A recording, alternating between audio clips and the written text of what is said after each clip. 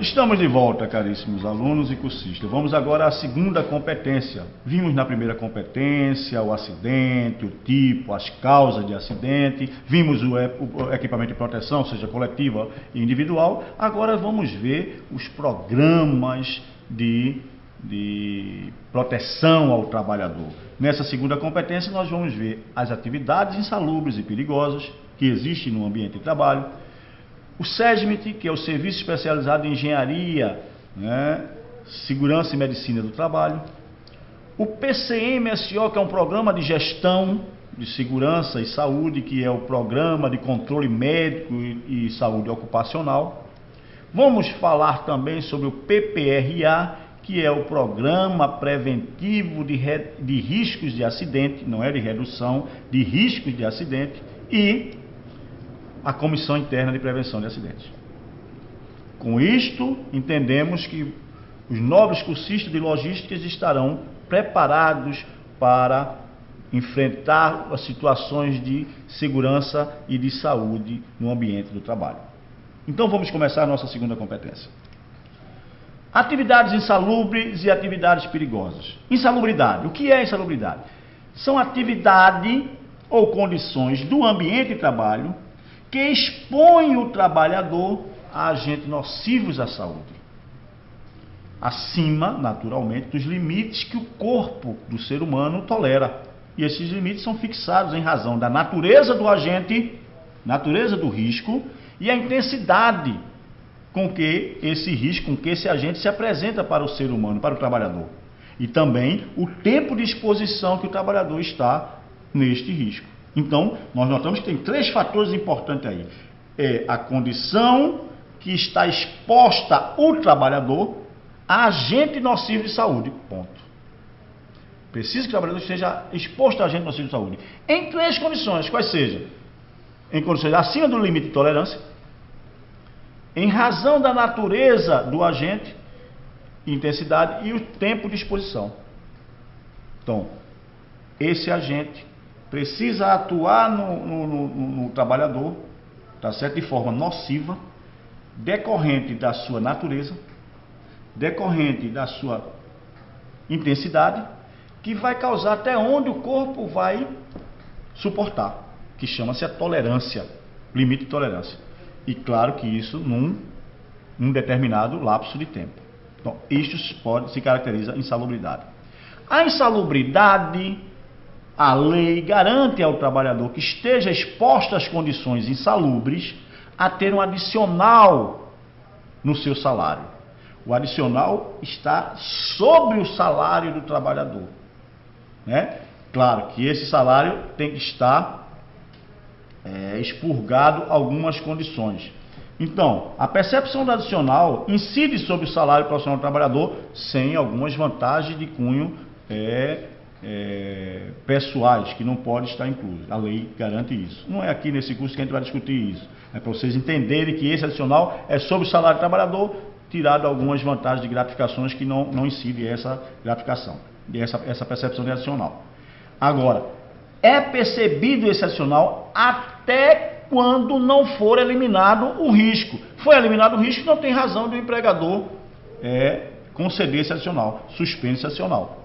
E o adicional tem limites, ou seja, 40% no grau máximo, e quem vai dizer o grau máximo, o grau mínimo, o grau médio, é exatamente um laudo, chama-se laudo LCCAT, laudo de condições de riscos ambientais no trabalho, certo? Então, este laudo que é procedido por um profissional da área, seja médico, seja engenheiro, ou um conjunto desses profissionais, que vai dizer, olha, o trabalhador neste ambiente de trabalho está submetido a uma condição insalubre máxima. Consequentemente, ele percebe 40% de adicional do seu salário. Bem assim, se a condição de insalubre do ambiente for média, 20%. Se for baixa, 10%. Então, grau máximo, 40%, grau médio, 20% e grau mínimo, 10%. Outra atividade que nós vamos encontrar no ambiente de trabalho é a atividade perigosa. E periculosidade está relacionada às atividades e condições perigosas, aquelas que podem atingir a integridade física do trabalhador. Ou seja, de forma abrupta, seja pela natureza ou pelos métodos de trabalho. Então, também duas condições para se caracterizar a periculosidade. Seja as questões e as condições no ambiente de trabalho que podem atingir a integridade física do trabalhador de forma abrupta, de forma muito forte, de forma assim, muito inconsequencial. Ok. E vai ser determinado pela natureza do método de trabalho ou pela maneira que esse método de trabalho está em atividade. E advém, primeiro, do contato permanente. Não pode ser ininterrupto. Contato permanente com inflamáveis ou explosivos, sob risco acentuado. É a primeira condição de periculosidade. O contato tem que ser permanente. Se for esporádico, não percebe. Tá? O trabalho desenvolvido no setor de energia elétrica, principalmente aqueles de alta tensão, nós vamos encontrar isso, uma norma específica sobre isso do Ministério do Trabalho e Emprego. Tá? Então, e a terceira condição é que seja essas atividades envolvidas com radiações ionizantes ou substâncias radioativas. Então, 3 são as condições para que seja garantido ao trabalhador este adicional de periculosidade, não é de insalubridade. Insalubridade, nós vimos nesse instante. E periculosidade tem que ter 3 as condições, seja com trabalho que seja permanente e de contato com inflamáveis ou explosivos.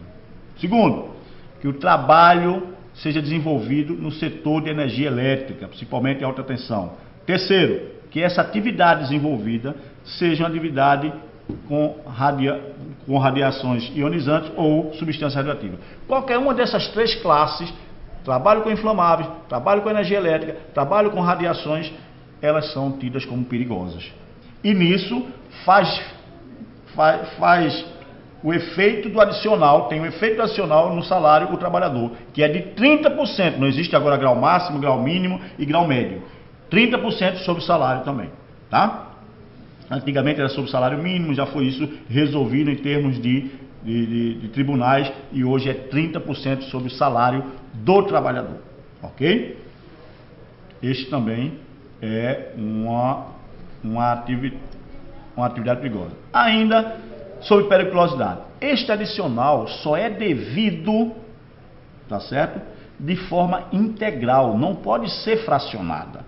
Não pode ser, não, vamos dar 10%, 15%, não, tem que ser de forma integral. Ah, vamos pagar uma parte agora, outra parte depois, não, tem que ser uma parte, tem que ser integral. 30% sobre o salário. E independente se o trabalhador esteja permanentemente ou intermitentemente exposto ao risco. Ora, professor, o senhor falou anterior, se dá para o senhor voltar aí o slide para a gente ver, vamos voltar. Né? Que a atividade perigosa pode atingir a integridade física de maneira dupla pela natureza e pelo método.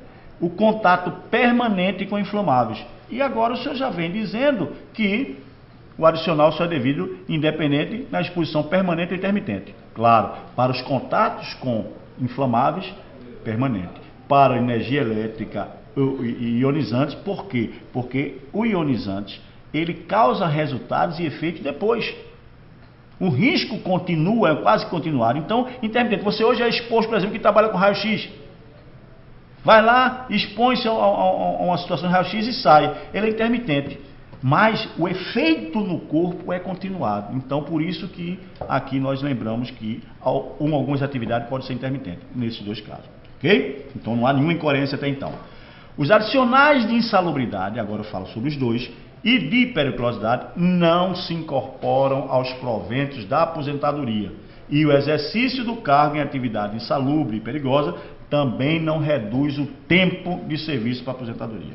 Esses 2 detalhes, tá? Para não haver uma confusão que o trabalhador pensa, não, eu tenho um adicional de insalubridade, tenho um adicional de periculosidade, então agora eu vou reduzir meu tempo de aposentação. Ou seja, em vez de eu aposentar com 30 anos, eu vou me aposentar agora com 27. Não existe isso. Ah, mas se eu percebi até agora o final, eu vou agora então levar esse adicional para a inatividade. Também a lei trabalhista não prevê isso, ok? Não leva para a aposentação, tá bom? Vamos agora falar sobre CIPA, que é a Comissão Interna de Prevenção de Acidente. Ele é um órgão, ou essa comissão é um órgão corporativo, está acima da corporação. Ela é independente, não se subordina a nenhum órgão dentro da empresa. É uma comissão formada por trabalhadores e por representantes dos trabalhadores e por representantes dos empregadores da empresa. Então, busca garantir uma relação, ou seja, a finalidade da CIPA é uma relação entre os gerentes e os trabalhadores. Garantir uma harmonia nessa relação, é harmonizar os ambientes de trabalho. E também tem uma função de melhorar as condições de trabalho pela humanização desse trabalho, identificando os riscos, buscando reduzir esses riscos, mitigando as condições de acidente e de doença do trabalho. Tá? Essa é a finalidade e objetivo da CIPA. Vamos ver como é que se compõe? Vamos lá. É composta de forma paritária, ou seja, mesmo número de representantes de trabalhadores, mesmo número de representantes dos empregadores, e com titulares e suplentes. E cabe a presidência da comissão a um dos representantes do empregador. Isso está na norma NR 5. A vice-presidência, por consequência, a um dos representantes eleitos pelos empregados. Então, note-se que os representantes do trabalhador, o empregado, é eleito. E os representantes da empresa é indicado pelo proprietário da empresa, pelo presidente, pelo diretor da empresa. Tá? E um dos representantes do empregador da empresa é o presidente da comissão. E um dos representantes do trabalhador é o vice-presidente da comissão.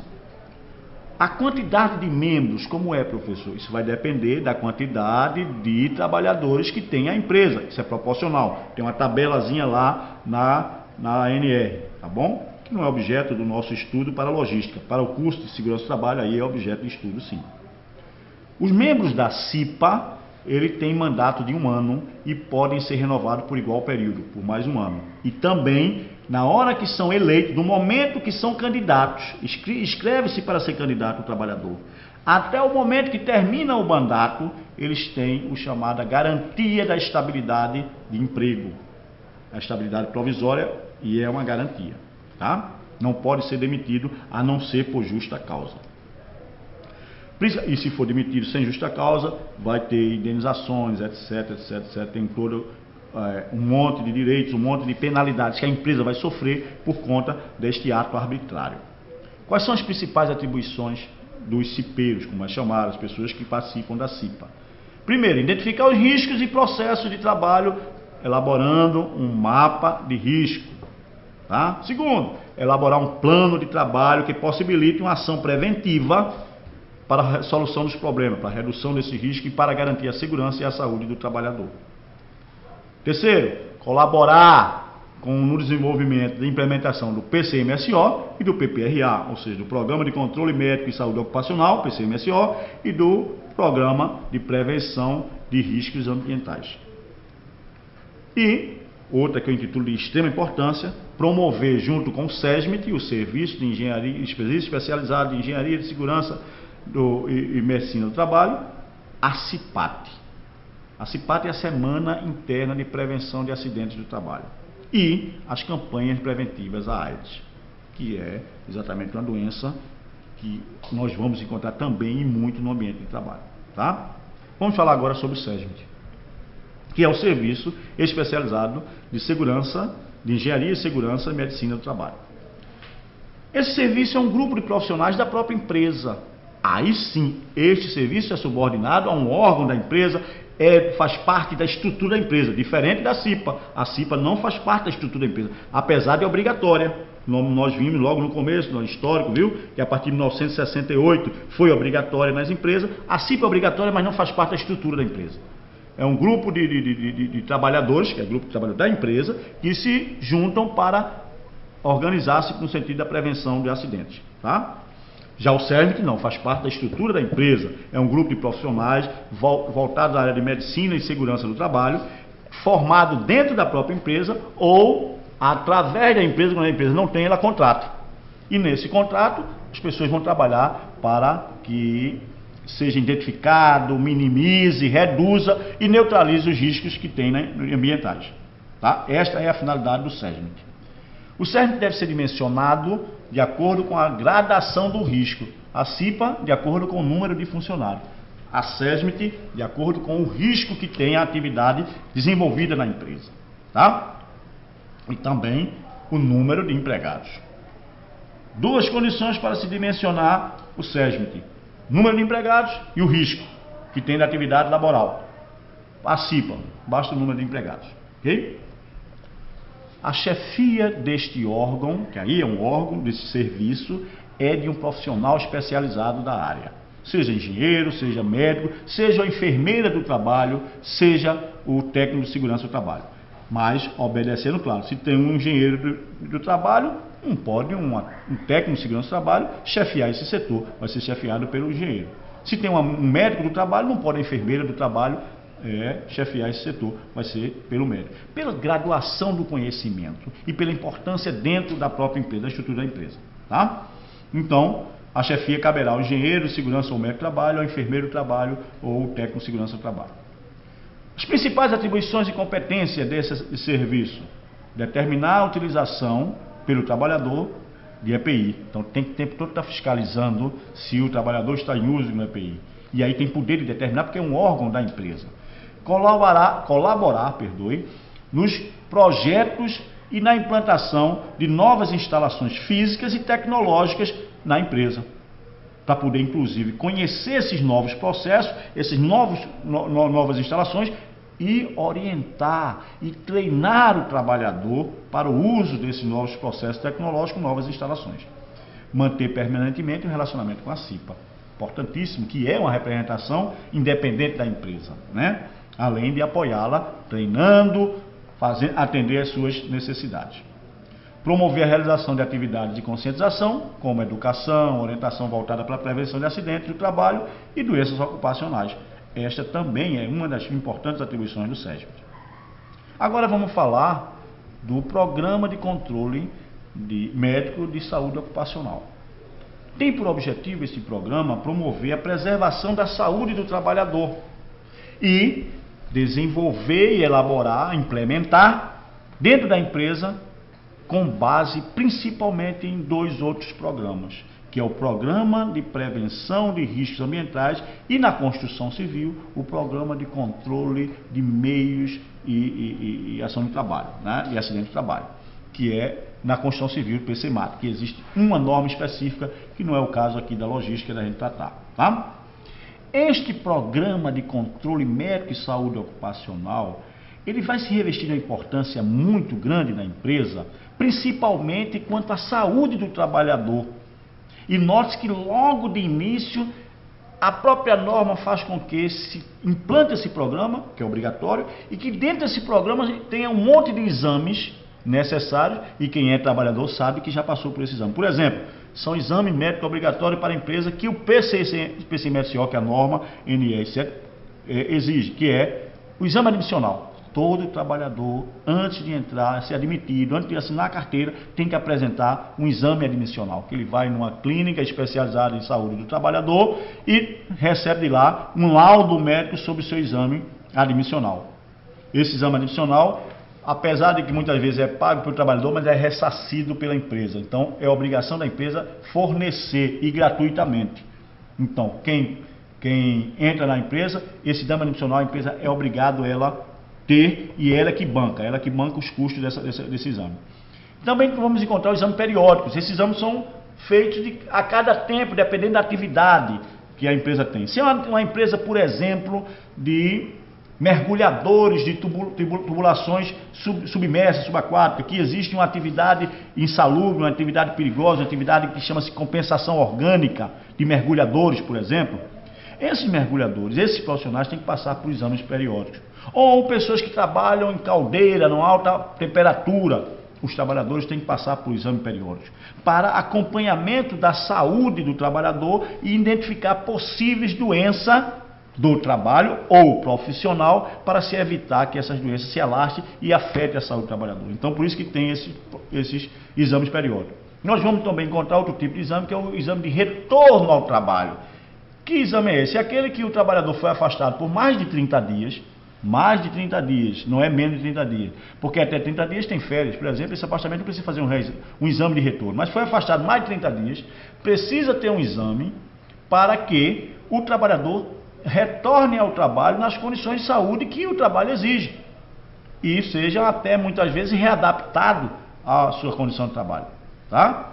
Quando a sua saúde não garante que ele vai ter uma segurança executando aquele tipo de atividade de retorno. Então, existe o exame de retorno ao trabalho, que se dá quando é afastado mais de 30 dias.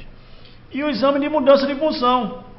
Ou seja, não houve um afastamento, mas sim agora, aquele trabalhador que estava trabalhando em caldeira vai trabalhar agora numa área que tem muito ruído, né? Apesar dos protetores auriculares, etc. Precisa fazer essa mudança de função.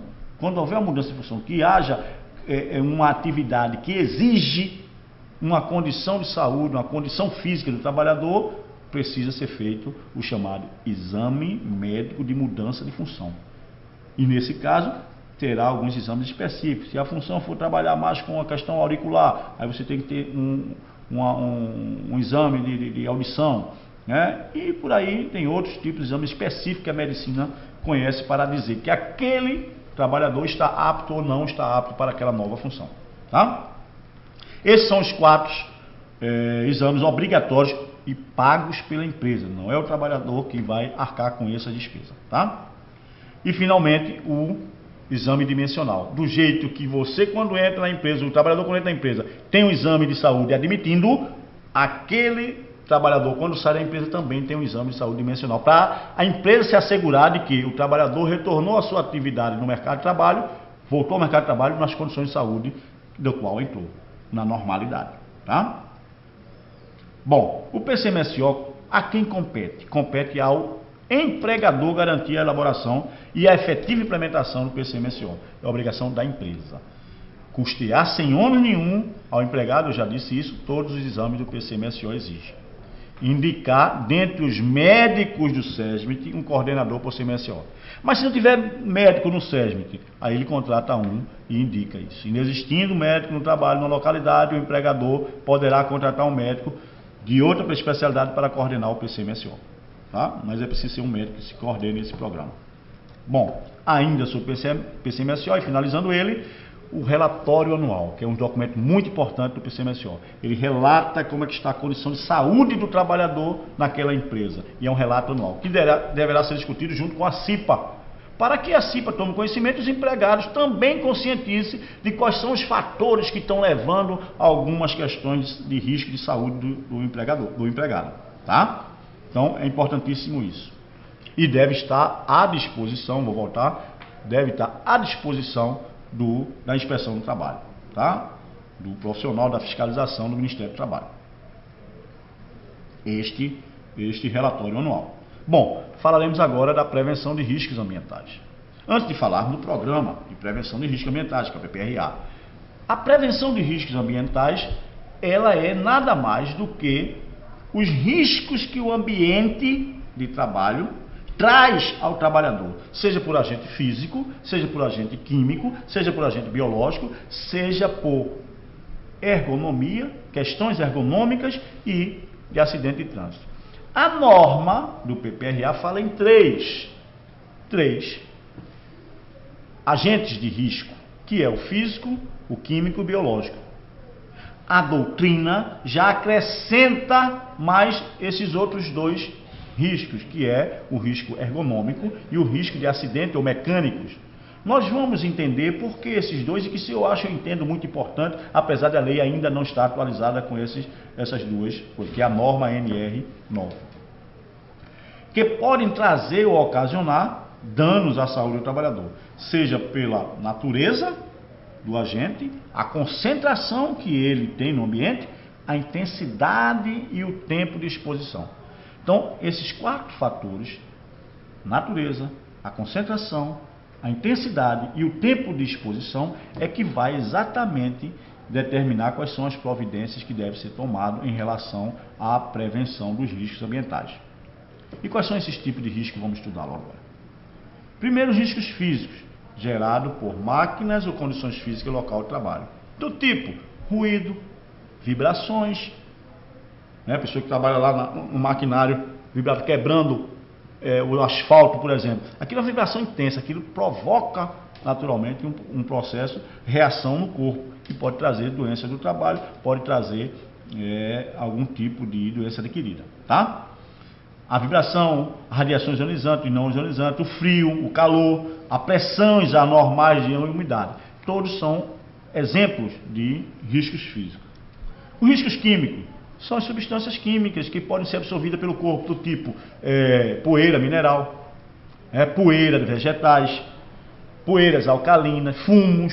Então, esses são os tipos químicos. Até mesmo contato com produtos químicos, tipo ácido, tipo algum álcoolis, ou algum tipo de agente químico que pode provocar no contato ou na inalação, ou por algum meio físico que entre no corpo, uma intoxicação.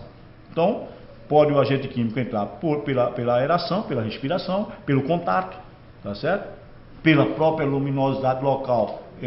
O mercúrio, por exemplo, pode afetar. Tudo são elementos químicos que podem trazer riscos. Os riscos biológicos, são aqueles causados por micro-organismos vivos, naturalmente, capazes de desencadear doenças devido à contaminação ou pela própria natureza do trabalho. Nós vamos encontrar quem trabalha com laboratório, por exemplo, ele tem contato com bactérias e fungos que são analisados lá.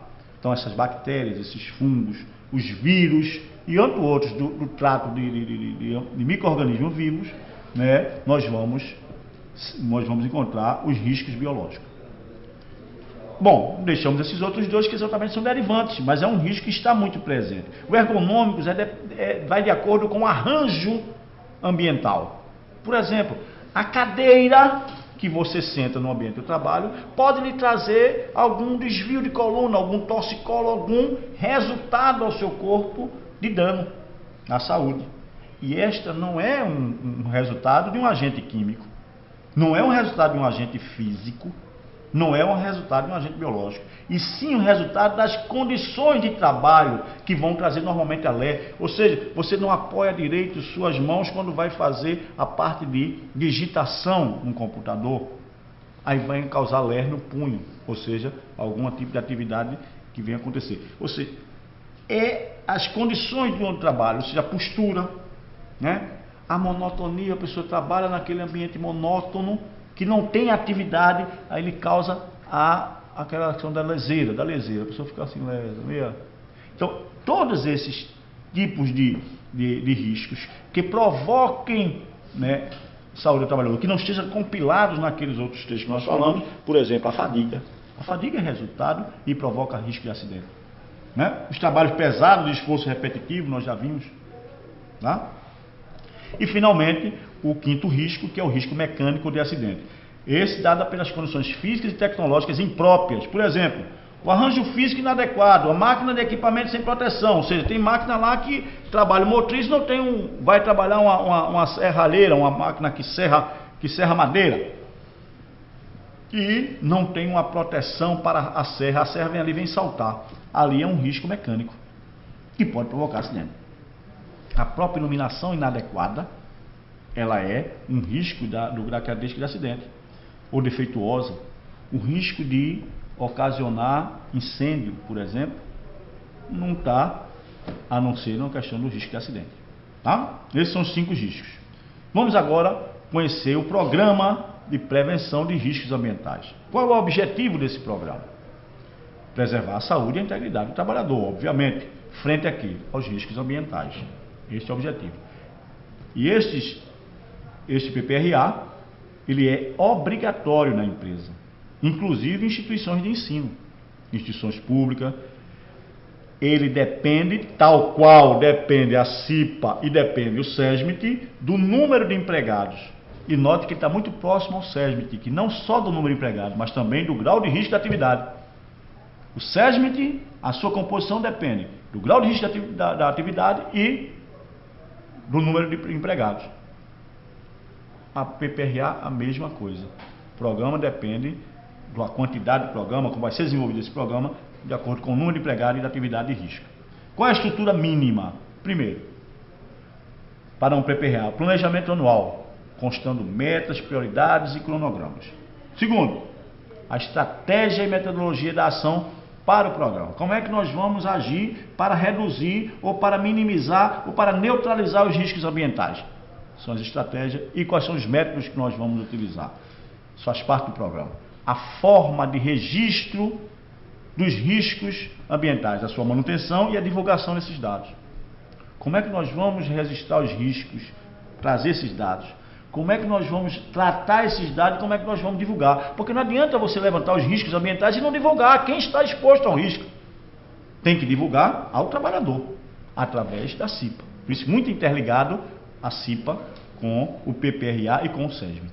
E o SESMIT com o PPRA, que é um programa. Tá? Não é órgão. PPRA não é órgão, é programa. PCMSO não é órgão, é programa. SESMIT é órgão. CIPA não é órgão, é um conjunto, uma comissão entre trabalhadores, seja ele indicado pelo empregador, seja os eleitos dos empregados. Então não vamos confundir isso, é muito importante. Nas empresas devem ter um documento base contendo todos os aspectos da estrutura mínima do PPRA. E esse documento tem que ser discutido com a CIPA. Que é um documento base onde vai se montar um programa de prevenção de riscos ambientais. Esse programa é de extrema importância, gente, para a empresa. Tá? É por isso que é obrigatório. Nós estamos falando dos programas obrigatórios. O PPRA deve ser analisado anualmente, pelo menos uma vez por ano. Uma vez por ano, porque os processos de trabalho mudam, o ambiente pode ser rearranjado, tudo isso vai interferir nas estratégias do programa de prevenção de riscos ambientais. Então, por isso tem que ser analisado junto com a CIPA, junto com o SESMIT. Tá? O desenvolvimento do PPRA precede uma antecipação do reconhecimento dos riscos, a avaliação dos riscos e a exposição do trabalhador, as medidas de controle e avaliação e a eficácia dessas medidas, né, da exposição do risco do trabalhador, as medidas de proteção coletiva e individual. Veja que aquilo que nós vimos na primeira competência, a proteção do trabalhador coletivo e individual, vem aparecer aqui agora como extrema importância para o programa de prevenção de riscos ambientais. E, finalmente, o monitoramento e a exposição dos riscos, registrando e divulgando os dados. Porque se assim não o fizer, você não tem uma elaboração coerente de um programa de prevenção de riscos. Aí você me pergunta, mas professor, eu como técnico de logística vou preparar esse programa? Não. Você precisa conhecer que existe esse programa, você precisa conhecer a estrutura desse programa, para que você, quando estiver trabalhando numa empresa, você se sintonizar e já se enquadrar dentro de um programa preventivo. Porque o programa só tem razão quando há compromisso e envolvimento dos seus trabalhadores, tá? Da empresa. Então a elaboração dele e a avaliação deve ser feita por qualquer pessoa, ou equipe de pessoas que têm um critério de trabalhador. Normalmente os programas são feitos pelo SESMIT junto com a CIPA, porque envolvem todo mundo na empresa. Bom, responsabilidade do empregador de estabelecer, implementar e assegurar o cumprimento do PPRA. Responsabilidade do empregado, colaborar, participar, implementar a execução, seguir as orientações e informar os seus superiores hierárquicos quando houver ocorrência de riscos ambientais, naturalmente, através da CIPA ou da própria SESMIT. E, gente, chegamos ao final do nosso curso. Esperamos que tenham deixado para vocês algum conhecimento que seja bastante útil na vida profissional de cada um. Então, o sucesso só depende de nós, só depende de cada um. Cada um fazendo a sua parte, chegará ao todo fazer o melhor. Um abraço para cada um e sucesso nas suas carreiras.